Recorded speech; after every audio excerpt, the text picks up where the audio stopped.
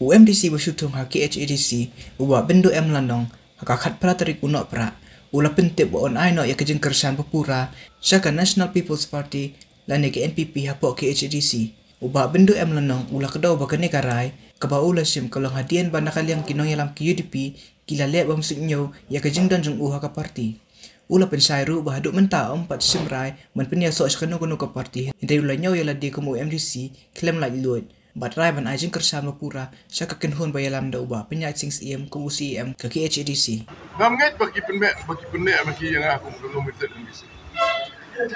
I don't believe that. Yang lah tung do Dr. Don. Dari Dr. Don bola ajimut. Dr. Don. Dr. Don tu beri hair.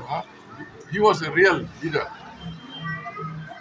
Bemu buang banyak ka bangadu ya ba bendo ba bangadu ya sit laju ang tengi kata kecil don ko le ban mo tiket om ban ba bangadu ya ba bendo ba bangadu ya sit jadi mu siapun kelar no di mu kelar undung nga ko fat ko ka sigam sil kum do minta kelas pun sini betul to he gini ka end of an era of Abindo being part of the regional party.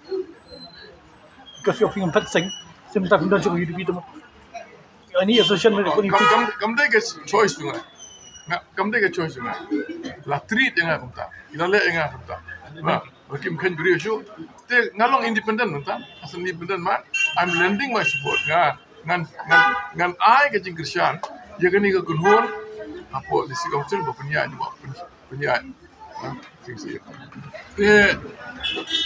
as of now, kung makalong menta, kamu nasi mildi naman pakikilang khotsu yang aga General Council yang UDP ngasusim no eladi ba imat kan susah setengah kemensian kan ngalah treat eladi kung buri badan ubam don si apa sih wala yeso kan aga General Council ubam khotsu tengah ngasusim no eladi ba am desu tinggal street di mata as a free man. Beri bola ilut, beri bom nak syuk bandan noro. Tidak tolong dong kami jipen. Namar tak kedau, halor tak bentar kalau don kecing ya keren juga apa. Ini kedhuan keba don polisi kau tu. Apa kecing alam. Penyiat fungsi ya.